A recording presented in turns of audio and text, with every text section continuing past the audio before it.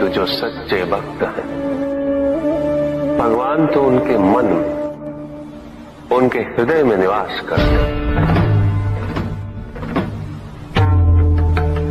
जिनके हृदय में श्रद्धा है, उनके लिए पूजा करने हेतु अपने आराध्य का साक्षात सामने होना अनिवार्य नहीं।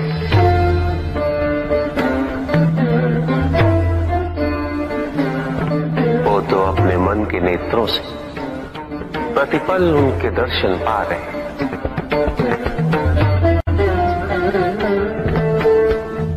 उनकी प्रत्येक अनुभूति में भगवान है।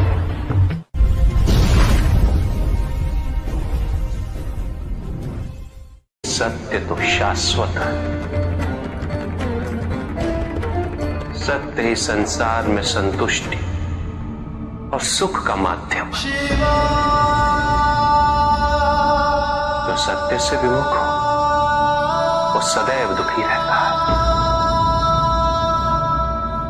जिसने भ्रम का मार्ग अपना है, वो आजीवन ढूंढता रहता है। किंतु विडंबना यही कि उसे ये ज्ञात ही नहीं कि वो ढूंढ क्या रहा है। सत्य तो यही कि तुम एक दैव्य अंश हो।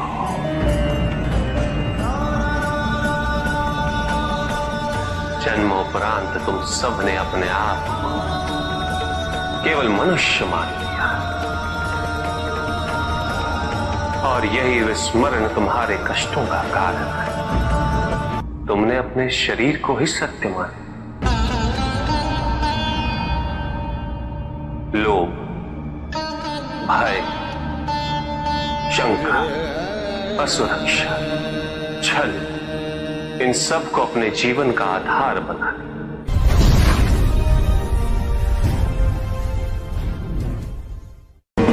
महाशिवरात्रि का व्रत विशेष फलों को प्रदान करने वाला है।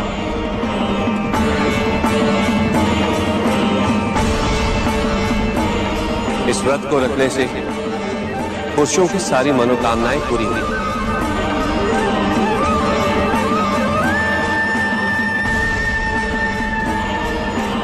सुहागन स्त्रियों का सुहाग हमेशा बना रहे और कुंवारी लड़कियों को मनचाहा वर मिलेंगे।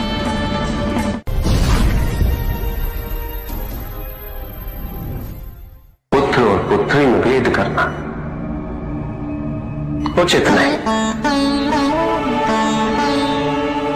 किंतु तब भी कुछ व्यक्ति ऐसी मूर्खता कर बैठते हैं क्योंकि वो कन्या की महिमा से अपरिचित है, क्योंकि वो ये समझ ही नहीं पाते कि कन्या का सम्मान करना प्रत्येक व्यक्ति का धर्म है, क्योंकि कन्या जीवनदायिनी है, वो जननी है। और जननी तो केवल सत्कार के योग्य होती है, उपेक्षा की नहीं, उसका तिरस्कार नहीं किया जाता। एक कन्या विवाह के पश्चात दो कुलों को जोड़ती है। परिवार की स्थापना है तो एक कन्या की भूमिका पुरुष से कहीं अधिक महत्वपूर्ण होती है। और जब परिवार से परिवार जुड़ते हैं तो समाज की स्थापना होती है।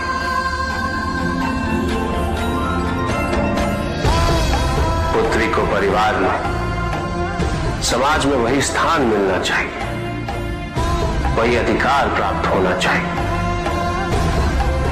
जो एक पुत्र को प्राप्त होते हैं।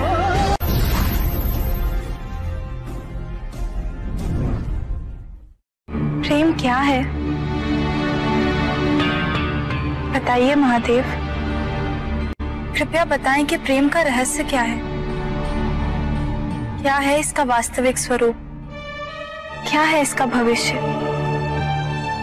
प्रेम क्या है ये तुम पूछ रही हो पार्वती? प्रेम का रहस्य क्या है? प्रेम का स्वरूप क्या है? तुमने ही प्रेम के अनेक रूप उजागर किए हैं पार्वती। तुमसे ही प्रेम की विभिन्न अनुभूतियां हुई। तुम्हारे प्रश्न में ही तुम्हारा उत्तर निहित है। क्या इन विभिन्न अनुभूतियों की अभिव्यक्ति संभव है?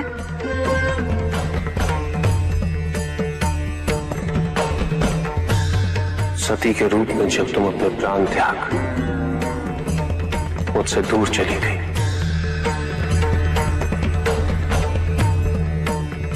मेरा जीवन, मेरा संसार, मेरा दायित्व सब निरर्थक और निराधार हो गया। मेरे नेत्रों से अश्रुओं की धाराएं बहने लगी। अपने से दूर कर तुमने मुझे मुझसे भी दूर कर दिया पार्वती।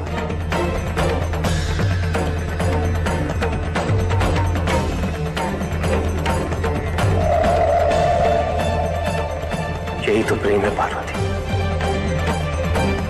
तुम्हारे अभाव में मेरे अधूरेपन की अति से इस सृष्टि का पूर्ण हो जाना, यही प्रेम है। तुम्हारे और मेरे पुनः मिलन करवाने हेतु इस समस्त ब्रह्मांड का हर संभव प्रयास करना, हर संभव षड्यंत्र रचना।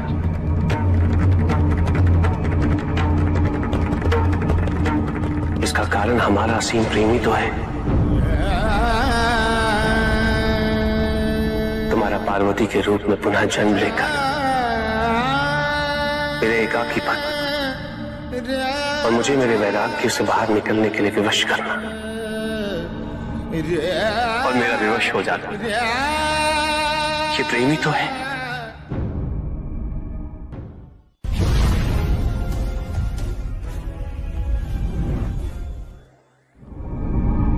चंद्रमा उसी जल में प्रतिबिंबित होता है जो जल शांत है, स्थिर।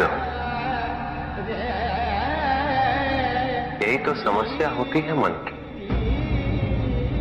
मन कभी भी शांत नहीं हो पाता।